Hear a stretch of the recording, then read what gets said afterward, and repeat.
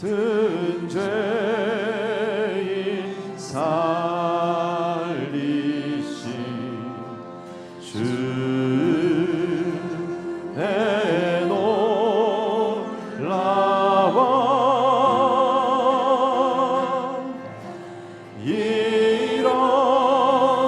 잃었던 생명 찾았고 왕명을 얻었네.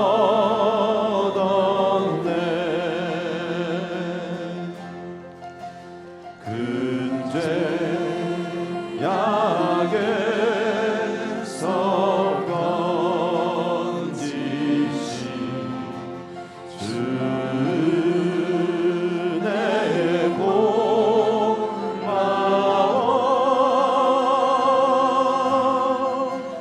나 처음 믿은 그 시간 귀하고 귀하다.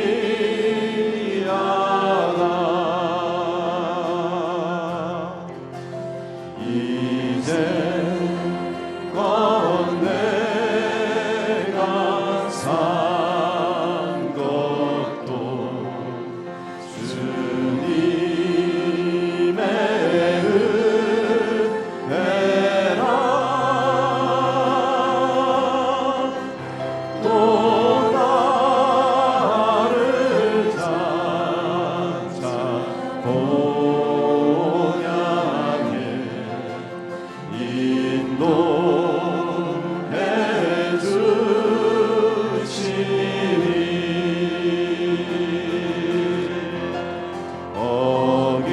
거기서 우리 영원히 주님의 은혜로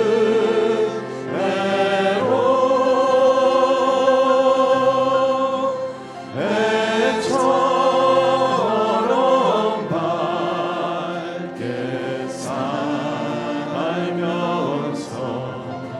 주 찬양하리라.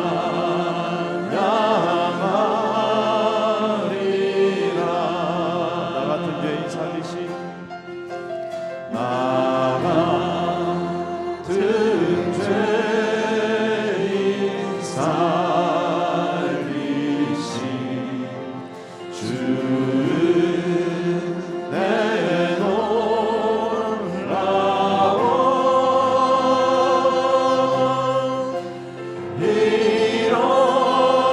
잃었던 생명 찾았고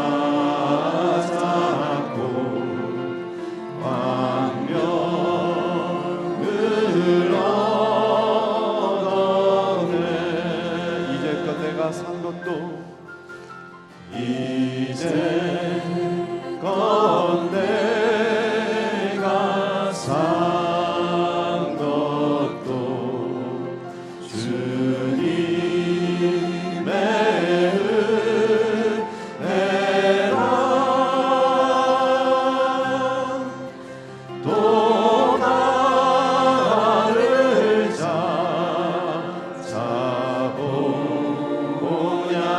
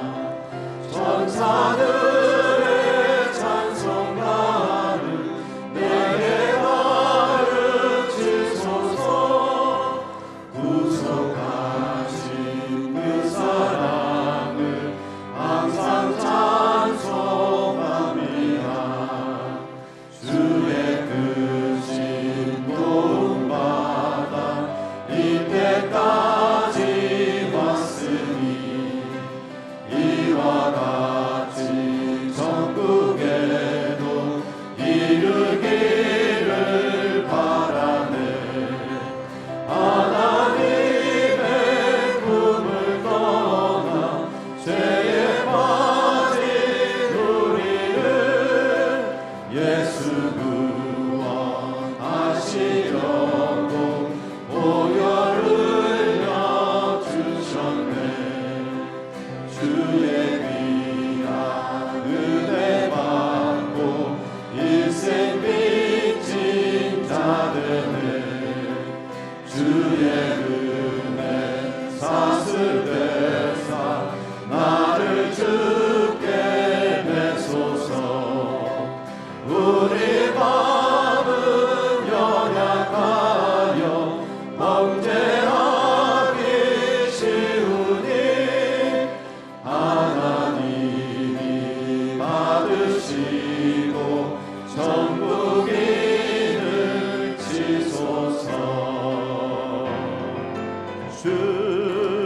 주님께 영광 다시 사신 주 사망 권세 모두 이기시렸네.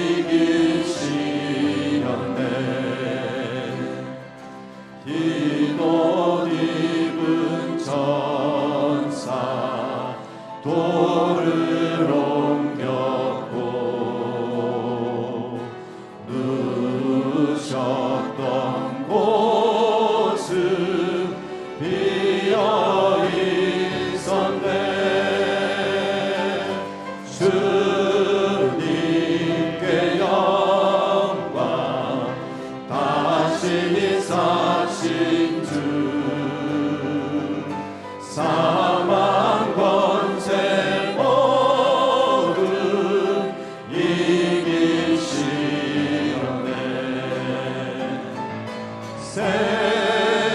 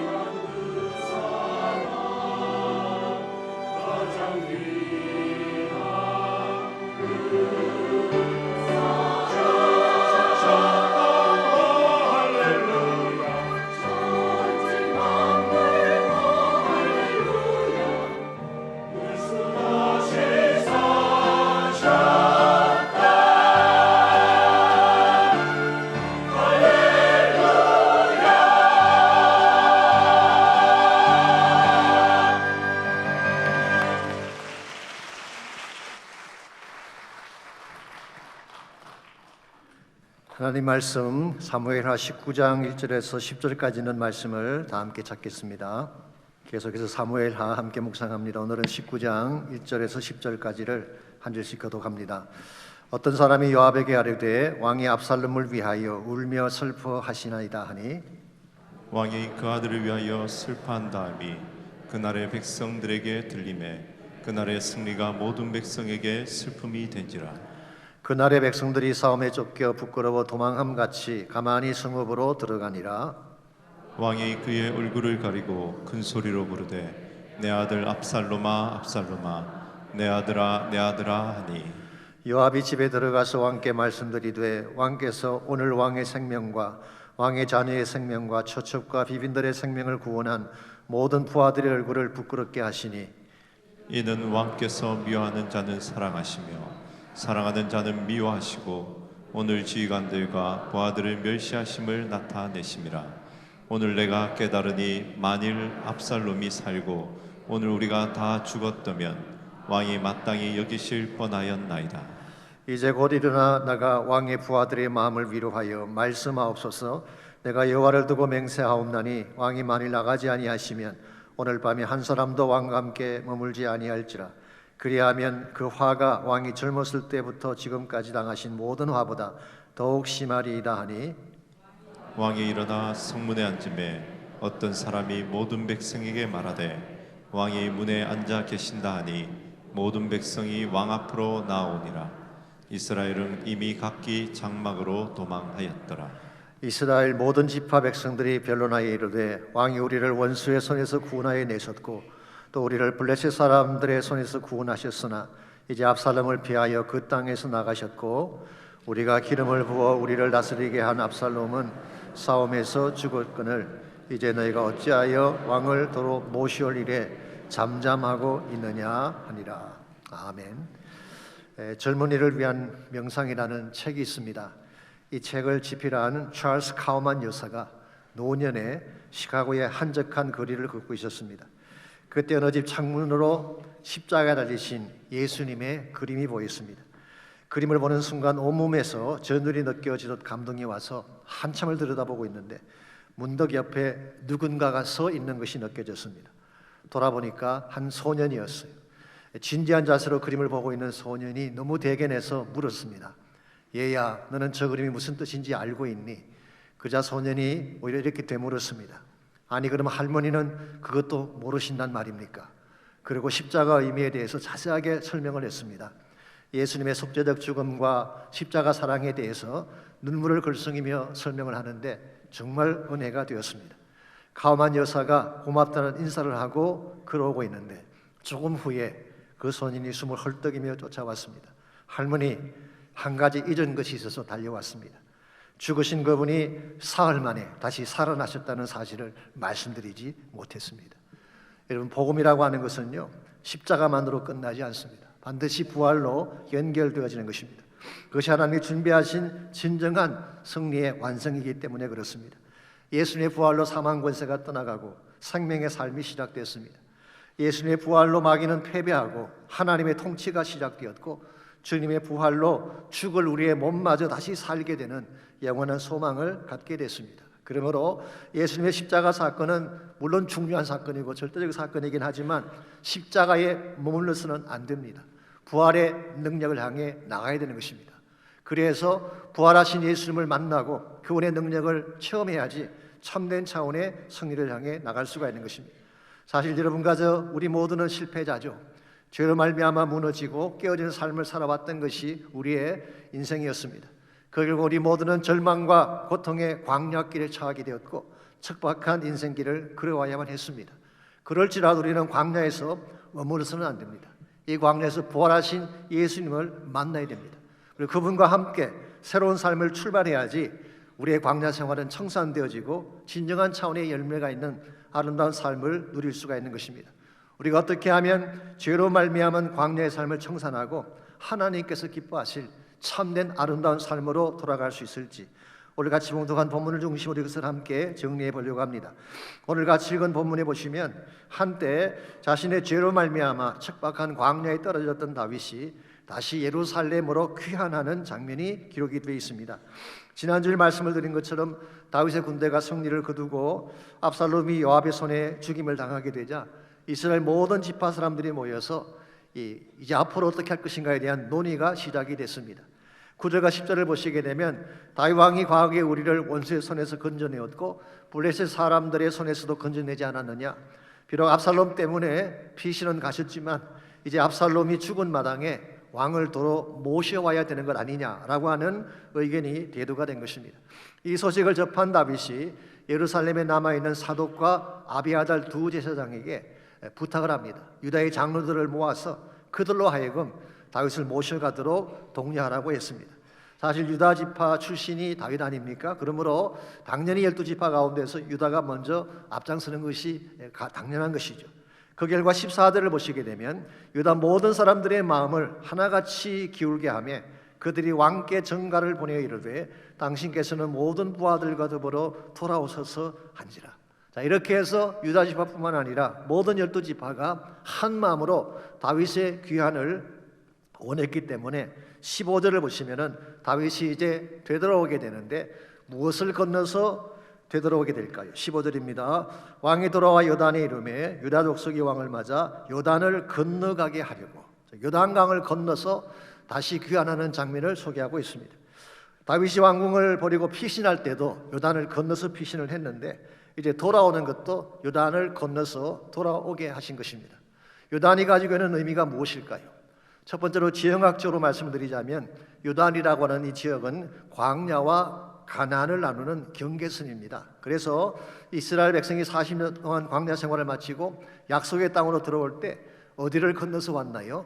요단강을 건너서 왔죠. 그러므로 요단이라는 이 지역은 광야와 가나안을 나누는 경계선입니다.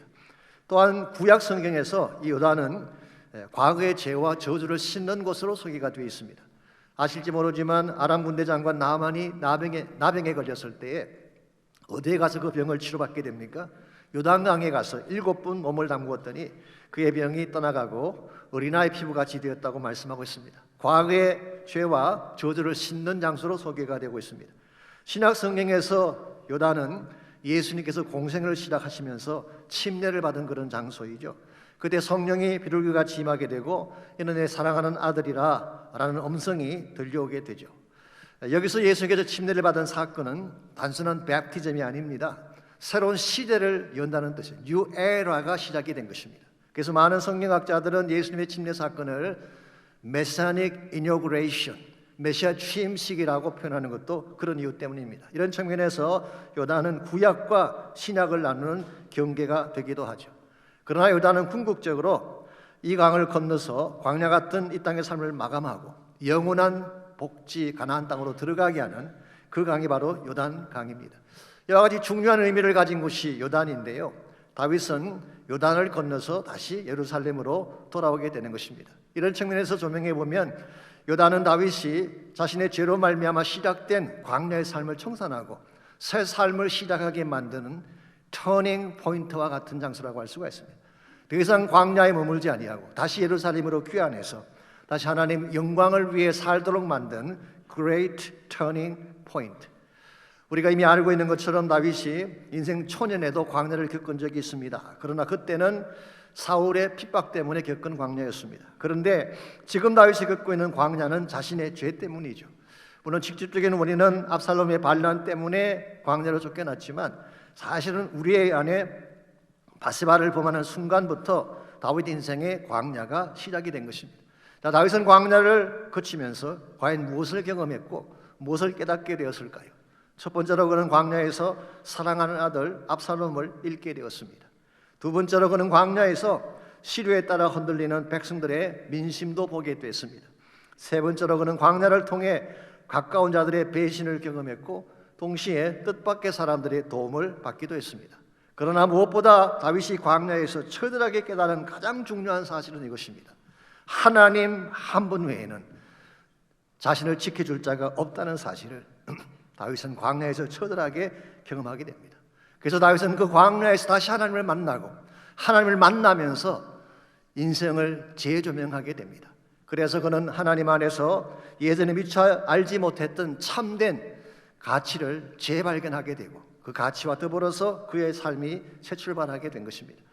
일반적으로 재발견이라는 단어는요, 없던 것을 찾는 경우를 말하는 것이 아닙니다. 있던 것인데, 늘 보던 것인데 그 가치를 몰랐다가 그것을 그 진정한 가치를 알게 되었을 때 재발견이다, 그렇게 표현을 하죠. 예컨대 20세기 최고의 발견은 어린이다, 그런 말이 있잖아요. 어린이가 옛날에도 있었어요. 없었던 게 아닙니다. 어린이의 가치를 재발견했다, 그런 뜻이죠. 혹은 요즘은 그 아이폰 쓰는 분들은 손가락의 재발견. 과거에는 우리가 말로 서로 대화하고 글로 대화를 했는데 지금 손가락으로 다 대화하죠. 손가락의 재발견. 한국의 어떤 분은 소주의 재발견. 핸드폰에 묻은 개기름을 닦을 때 소주로 닦으면 제일 잘 닦인대. 깨끗해진대. 한번 해보세요. 소주는 마시지 마시고 한번 해보시기 바랍니다. 형제들의 경우는 와이프의 재발견. 예전에 미처 몰랐던 와이프의 진면목을 발견하고, 야, 이런 사람이었나? 얼굴만 예쁜 줄 알았더니 똑똑하기도 하고 배려심까지 가지. 이 깜짝깜짝 놀라는 재발견을 할 때가 있죠. 물론 반대 케이스도 없는 건 아닙니다만 우리 인생에도 재발견의 사건이 일어납니다. 일반적으로 재발견은 광야에 던져졌을 때 일어나는 것입니다. 갑자기 소중한 것을 잃어버렸다거나 파산을 당했다든가 질병에 걸린다든가 우리 인생에 광야가 찾아왔을 때에 우리 인생을 다시 되돌아보면서 내가 그동안 놓쳐버렸던 인생의 진정한 가치를 재발견하게 되는 것입니다. 이런 면에서 광야라고 하는 곳은 척박한 땅이고 힘든 과정이긴 하지만 이 광야를 통해서 참된 인생의 가치를 발견할 수만 있다면 우리는 더 밝고 빛난 인생으로 살아갈 수 있게 되는 것입니다. 프랑스가 나온 세계적인 화가 중에 르누아르라고 하는 사람이 있습니다.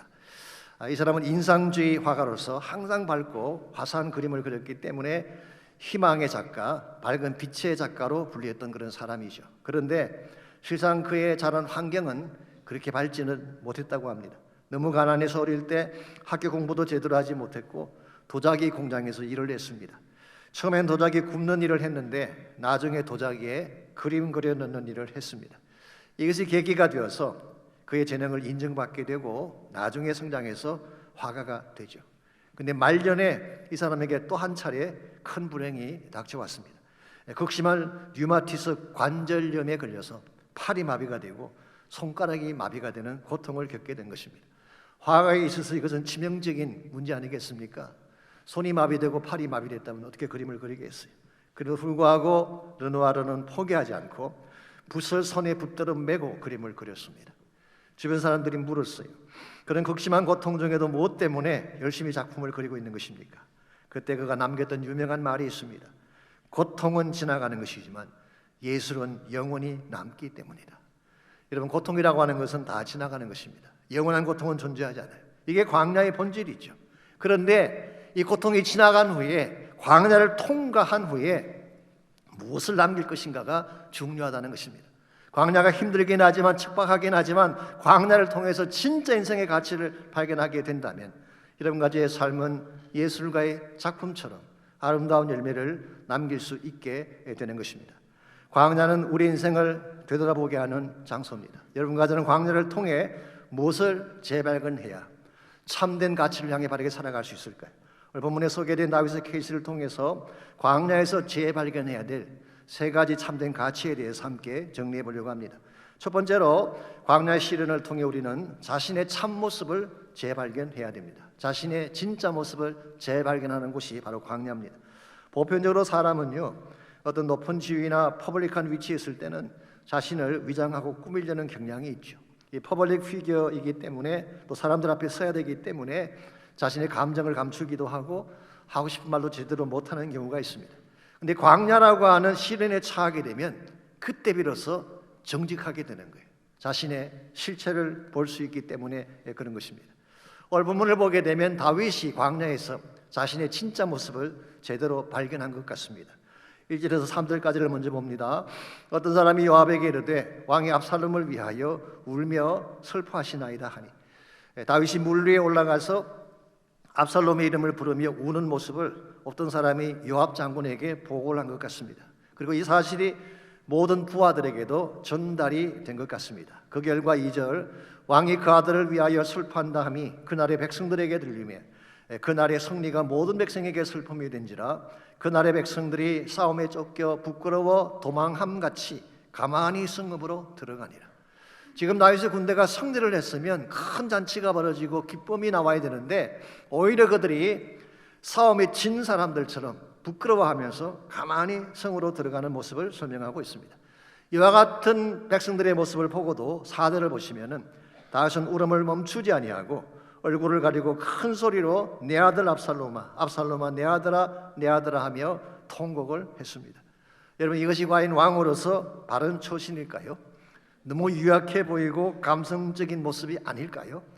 실제로 많은 성경 주석가들은 이 대목에서 이것은 다윗답지 못했다라고 설명을 하고 있습니다.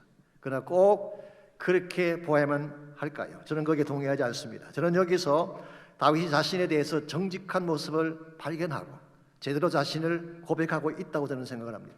그동안 왕이라고 하는 지위 때문에 백성의 눈치를 보느라고 울고 싶어도 울지 못했던 다윗, 마음의 상해도 상한 마음을 드러내지 못하고 지금까지 속으로 그 모든 아픔과 고통을 누르며 살아왔는데, 이제 압살롬의 죽음이라고 하는 이 사건 앞에서 마음속에 감추어두었던 그 모든 아픔과 그 모든 고통이 터져나온 케이스예요. 무엇보다도 그는 지금 이 모든 일들이 자신의 죄 때문임을 인식하고 자신을 자책하며 울고 있는 것입니다. 그냥 두었더라면 평안했을 가정을 칼바람이 일게 한 것 누구 때문인가요? 자기 죄 때문이었어요. 형제가 형제를 죽이고 자식이 아비를 대적하고 그 결과 사늘한 시신이 되어 돌아온 자기 아들 압살롬을 바라보면서 이것은 나의 죄라는 것입니다. 여기서 다윗은 자신의 실체를 본 거예요. 압살롬의 이름을 부르고 통곡을 했지만 실제로는 이와 같은 비극을 만들게 했던 자기 자신을 자책하며 다윗은 통곡하며 울고 있는 장면입니다. 여기서 비로소 다윗은 자기가 얼마나 악한 자였고 잘못 살아왔는지를 인식하고 있습니다. 저는 이와 같은 자기 인식이 있어야지 진정한 차원의 회개가 가능하고 그때 참된 치유가 일어날 수 있다고 생각합니다. 일반적으로 사람들은요, 자신의 실체를 감추려고 하죠. 잘못을 범해도 정당화시키려고 하고 깊이 다루지 않으려고 하는 경향이 있습니다. 어떤 경우에는 아예 자신의 문제는 보지 않으려고 외면하는 경우도 있죠. 그러다 보니까 마음에 있는 진짜 문제가 치유가 되지 않는 것입니다. 그래서 언젠가 칼 융이라는 우리 분석 심리학자죠. 그분이 이런 재미있는 말을 한 적이 있습니다. 크리스천들 중에 회개를 하긴 하는데 대충 하기 때문에 교회 다니는 사람들 중에 살짝 간 사람들이 많다. 정상 같기도 하고 아닌 것 같기도 하다. 가끔 왔다 갔다 하는 그 근본 이유가 뭐냐? 진짜 마음에 있는 문제를 치료하지 않았기 때문에, 근본적인 문제를 자백하지 않았기 때문에 이것이 병이 되어서 완전한 치유를 경험하지 못하기 때문에 살짝한 케이스가 생긴다는 거예요. 실제로 R.A. 톨이라는 목사님은 이런 일화를 소개한 적이 있습니다. 이 R.A. 톨이는 유명한 분입니다. 예일대학 출신이고 좋은 집안 가문 출신인데요. 무디의 집회에 참석을 했다가 성령 받고 복음 전구자로 변화된 사람. 무디 바이블 인스티튜트의 교장을 역임했고 바이올라 대학, 이 바이올라가 비블리컬 인스티튜트 오브 LA 준말이에요. 그래서 이 바이올라 성서 대학에서도 교장을 역임했던, 여러분이 잘 아시는 대천덕 신부, 한국의 예수원을 만든 그분의 할아버지이기도 합니다. 한 번은 이분이 집회를 인도하시는데 예배가 끝난 후에 한 자매가 찾아왔습니다. 저는 교회에 다닌 지 오래된 사람입니다. 그런데 예배를 드려도 감격이 없고 기도를 해도 기도가 막히고 답답하기만 합니다. 그래서 가끔 제가 정말 구원받았는가 의심이 들 때가 많습니다. 이 말을 들은 토리가 이렇게 제안했습니다. 그러면 오늘 밤 집에 가시면은 하나님께 나를 보여달라고 간절하게 기도하십시오. 그 자매가 집에 돌아가서 밤새 나를 보여달라고 기도했어요. 그 다음날 다시 R.A. 토리를 찾아서 이렇게 말합니다. 어떻게 목사님께서 말씀하신 것처럼 나를 보여달라고 기도했더니 제가 지금 더 비참한 모습이 됐습니다. 하나님께서 저의 모습을 보여주는데 견딜 수가 없습니다. 깨어지고 부서진 나의 모습, 너무나 더럽고 누추하고 갈기갈기 찢겨진 나의 모습을 보여주는데 어제보다 더 비참한 나의 모습이 되고 말았습니다. 이제는 어떻게 하면 됩니까? 그때 토레이가 그럼 오늘 밤 집에 가시면은 이번에는 십자가를 보여달라고 기도하십시오. 그래서 그 자매님이 집에 가서 십자가를 보여달라고 기도했는데요, 그 십자가의 보혈이 깨어지고 부서진 자신을 만지기 시작했어요. 더럽고 누추한 죄악들을 씻어내기 시작하고, 그리고 마음속에 감추어뒀던 모든 죄악들이 다 처리가 되면서 비로소 기쁨을 회복하게 되었다는 유명한 일화가 있습니다. 여러분, 우리가 자신의 실체를 보는 것 두려운 일이죠. 보고 싶지 아니한 현실일지도 모릅니다. 그러나 나의 실체를 하나님의 십자가 앞에 내어놓을 때에 진정한 회복과 치유가 일어나는 것입니다. 오늘 아침 여러분 가운데 maybe 여러분은 알고 있는데 남들은 알지 못하는 아픔을 가진 분이 계실지 모르겠어요.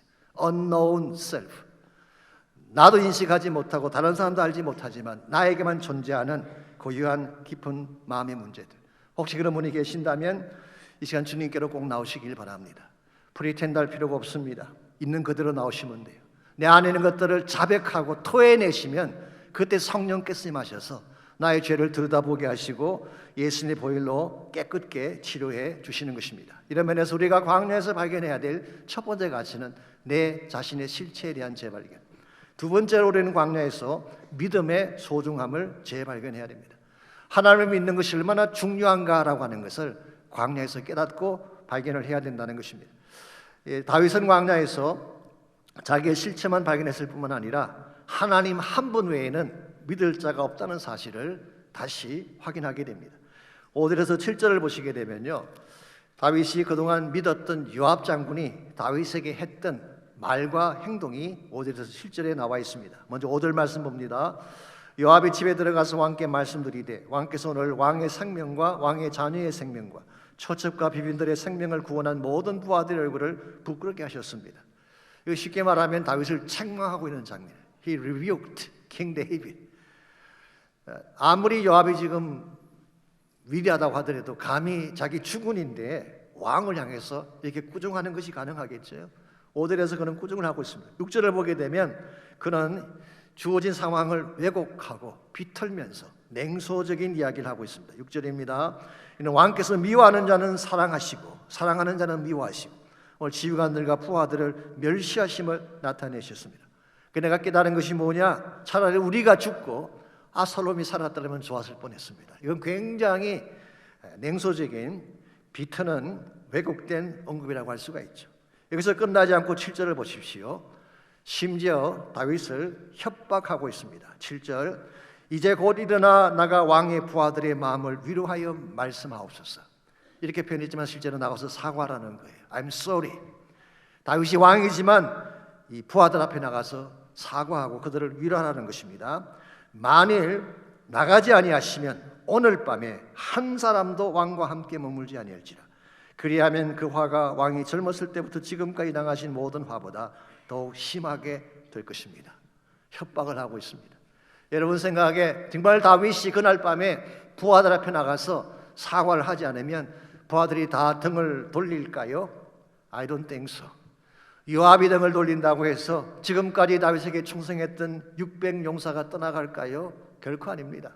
이때라고 하는 장군이 다윗을 떠나갈까요? 결코 아닙니다. 요압이 착각한 게 한 가지 있어요. 그동안 요압이 군사들을 이끌고 리더십을 발휘하니까 본인이 잘나서 그런 줄 알지만 다윗이 세워줬기 때문에 가능했던 거예요. 다윗이 없었더라면 요압은 존재할 수가 없습니다. 본인은 착각을 하고 있는 거예요. 뿐만 아니라 그동안 요압이 전쟁에서 승리를 했는데요, 그래서 이스라엘이 영웅이 되었는데 정말 요압이 잘나서 그렇게 된 것일까요? 아니잖아요. 하나님이 승리를 주신 것입니다. 이 사실을 알지 못한 채 잘난 척하고 지금 다윗이 연약한 위치에 있다고 해서 다윗을 와서 협박하고 다윗에게 해서는 안 될 말을 하는 이 요압을 바라보며 다윗이 무엇을 느꼈을까요? 그럼 분명히 알았을 것입니다. 인간은 믿을 대상이 못 되는구나. 사람은 믿을 대상이 아닙니다. 누구나 이렇게 변질될 수가 있기 때문에. 그러므로 정말 내가 신뢰해야 될 분은 오직 한 분밖에 없다. 하나님 한 분 외에는 믿을 분이 없다는 사실을 철저하게 깨닫게 된 것입니다. 사실 다윗이 하나님을 그동안 믿지 않았던 건 아니죠. 하나님과 함께 동행했고 하나님 때문에 여기까지 온 것이 다윗입니다. 그런데 오늘 본문에서 다윗이 하나님을 재발견했다는 뜻은 이것입니다. 그동안에도 하나님을 알긴 했지만 하나님 한 분 외에는 누구도 믿을 수가 없다는 믿음의 절대성을 재발견한 것입니다.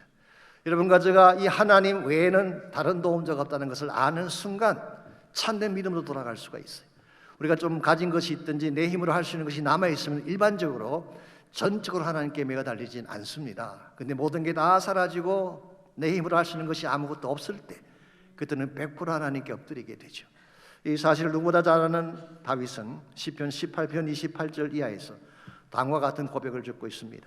주께서 나의 등불을 켜시며 여호와 내 하나님이 내 흑암을 밝히시리이다.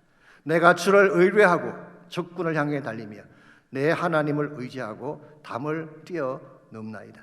하나님의 도는 완전하고 여호와의 말씀은 순수하니 그는 자기에게 피하는 모든 자의 방패시로다. 내 인생의 어둠이 찾아왔을 때 내 어두운 인생의 등불을 밝힐 분이 누구라는 것입니까? 하나님 한 분밖에 없다는 거예요. 적군이 나를 공격해 올 때에 적군을 대적할 수 있는 힘이 어디에 있다는 것입니까? 하나님 한 분밖에 없다는 거예요. 그 하나님을 의지하여 달릴 때에 어떤 장벽도 뛰어넘을 수 있다는 사실을 고백합니다. 그것이 질병의 케이스든 불경기의 케이스든 자녀에 대한 문제이든 하나님과 함께 달릴 때 모든 장벽을 뛰어넘을 수 있는 것입니다. 오늘이 주님께서 부활하신 부활절 아침입니다마는 여러분과 제가 이 부활의 주님을 만나야 돼요. 이 부활의 주님 만나지 아니하면 인생의 장벽을 뛰어넘을 수가 없습니다. 죄악의 장벽 뛰어넘을 수가 없고 사망의 권세에 뛰어넘을 수가 없습니다. 우리를 공격하는 수많은 문제들을 부활의 예수님 만나지 않고는 뛰어넘을 수 있는 길이 없는데 반대로 우리가 아무리 연약해도 부활의 주님 만나게 되면 모든 장벽을 뛰어넘어 참 영광을 향해 달려갈 수가 있습니다. 몇 년 전에 한국에서 출간된 기독교 베스트셀러 중에 부활의 주님을 만난 사람들이라고 하는 제목의 책이 있습니다. 춘천 한마음교회 성도들의 간증을 모은 책인데요. 이 춘천 한마음교회 성도님들의 간증이 그동안 이 국민일보에 게재가 많이 됐습니다. 그것을 다 모아서 책으로 출판한 것이죠. 그 책의 핵심 내용은 이것입니다. 부활, 이 한 가지만 내 것이 되면 모든 문제가 해결될 수 있다.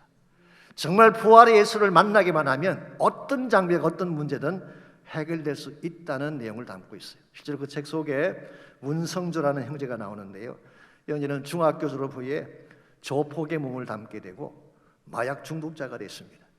나중에 그것을 청산하고 결혼까지 하게 됐습니다마는 마약이 끊어지지가 않았어요. 그 중독에서 벗어나지가 못한 것입니다. 계속 몸이 힘들어가고 아파가기 시작해요.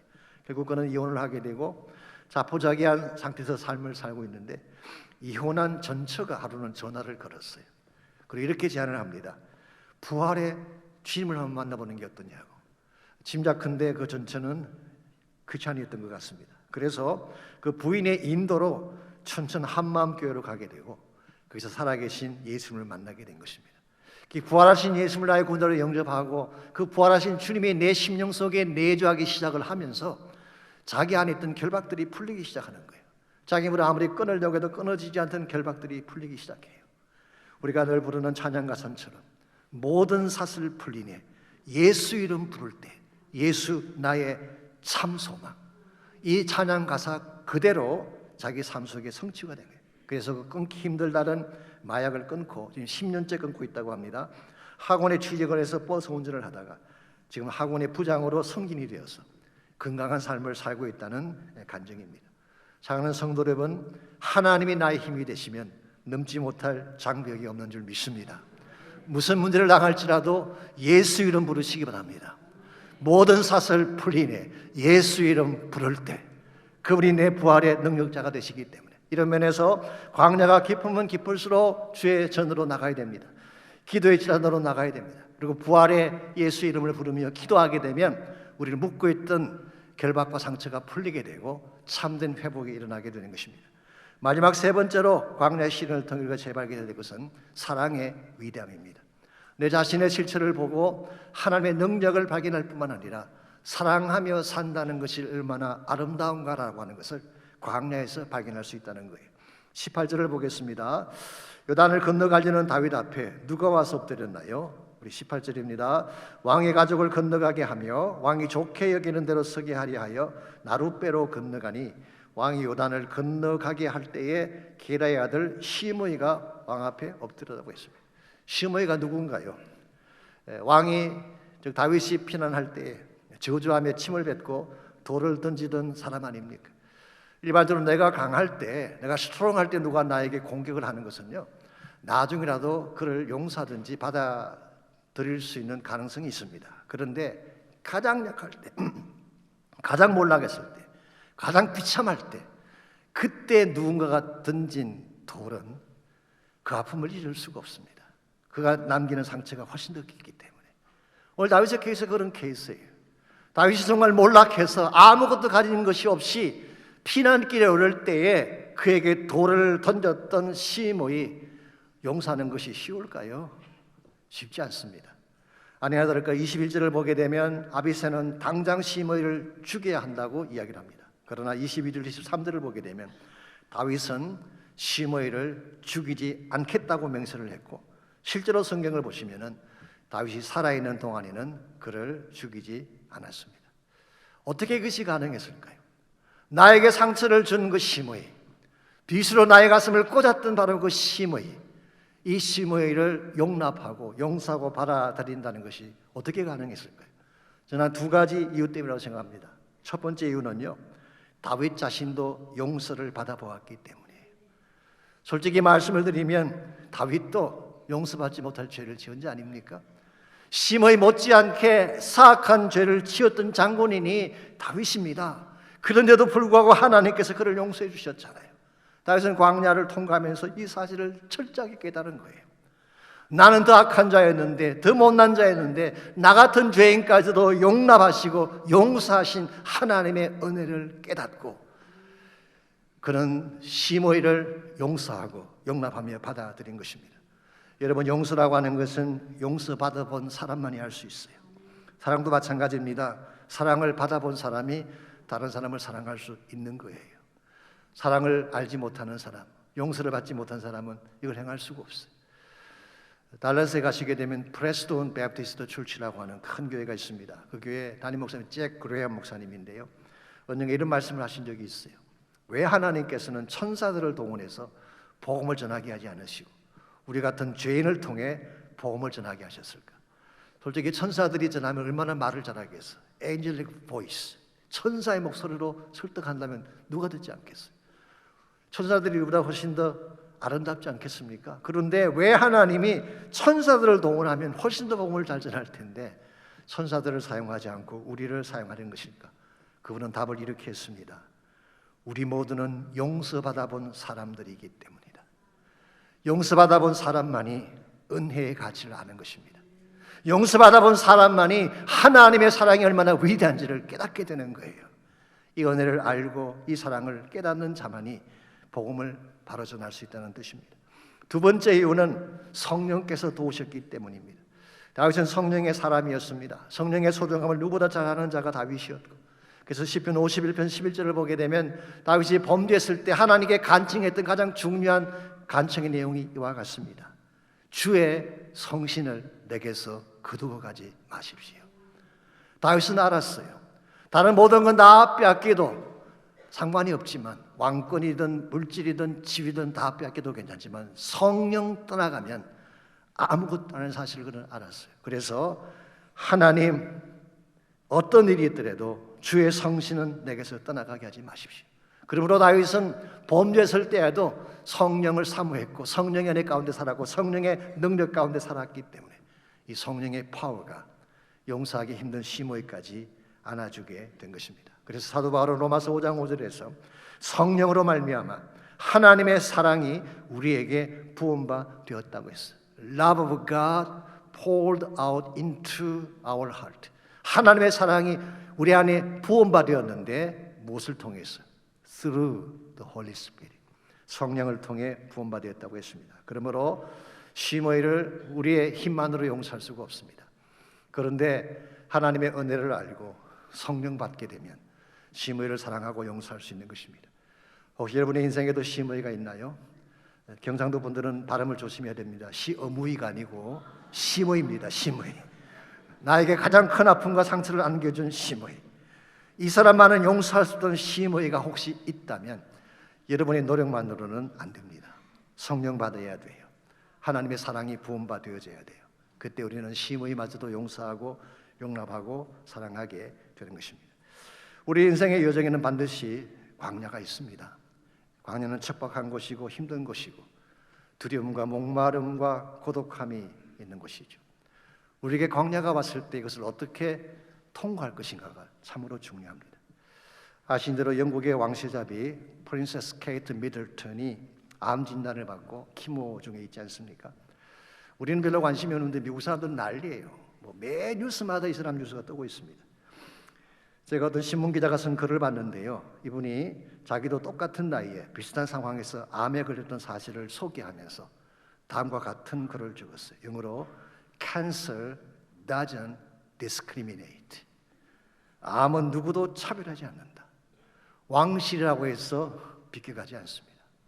부자라고 해서 비껴가지 않습니다. 지위 고하를 막론하고 남녀노소 부자 가난한 자 상관없이 누구에게나 올 수 있다. Whether young or old, rich or poor, black and white, we all face equal amount of cancer, equal amount of risk of cancer.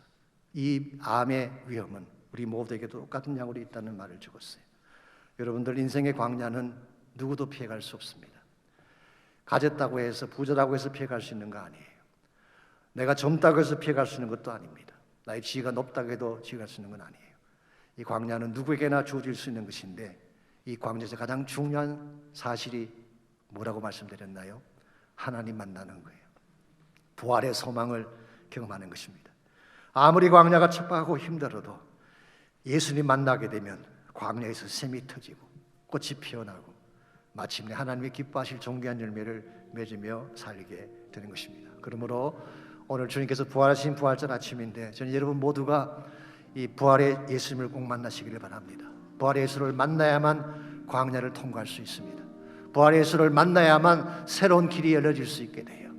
광야의 삶을 청산하고 약속의 땅 가나안으로 들어갈 수 있는 유일한 길은 부활하신 예수님을 나의 구원자로 만나는 길밖에 없습니다. 그 크신 자비 증량 못하리 한없는 은혜 형언 못해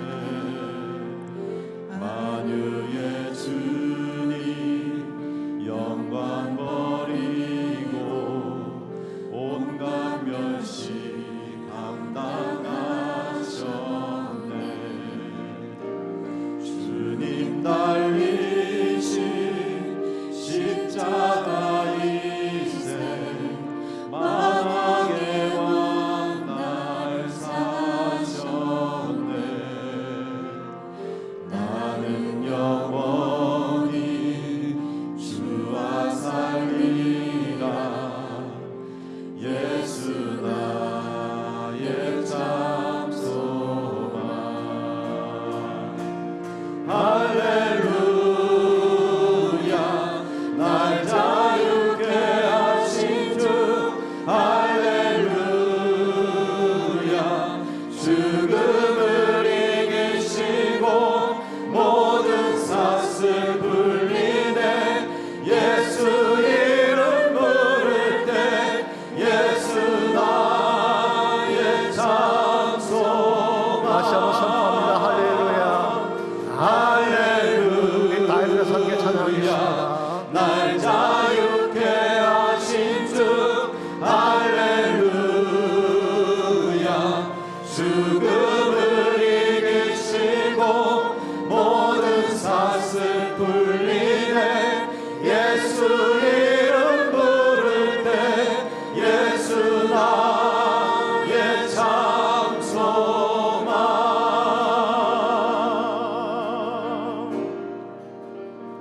셋째 날 새벽 침묵을 깨고 약속 이루신 부활의 주.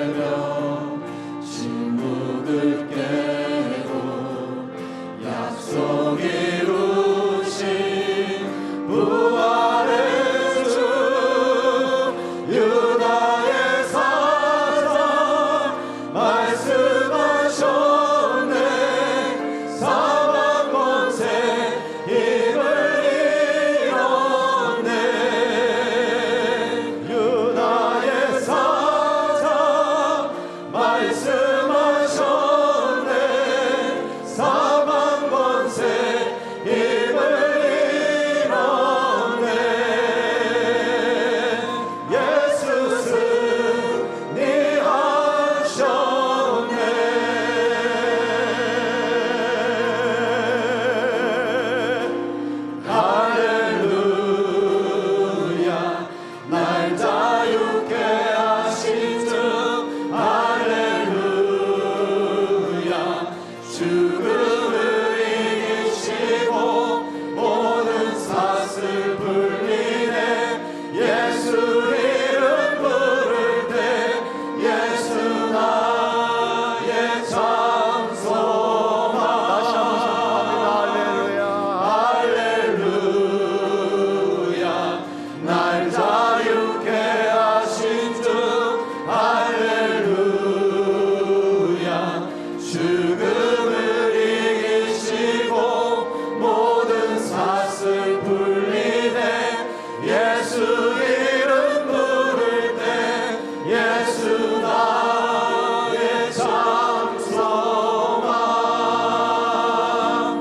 Jesus Christ my living hope.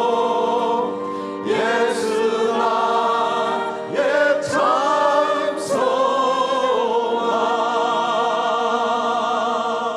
소망. 이제는 우리의 참 소망 되신 살아계신 예수 그리스도의 은혜와 하늘 아버지의 말로 다 할 수 없는 거룩하신 사랑과 성령님의 충만한 능력의 임재하심이 부활절을 맞아 부활의 주님을 찬양하고 부활의 권세와 능력 가운데 살기를 결심하는 모든 사랑하는 주의 백성 한 분 한 분에게 그들의 가정과 삶의 터전과 자녀들과 자손들 위해 이제로부터 항상 함께 하시기를 예수님의 이름으로 간절히 축원하옵나이다.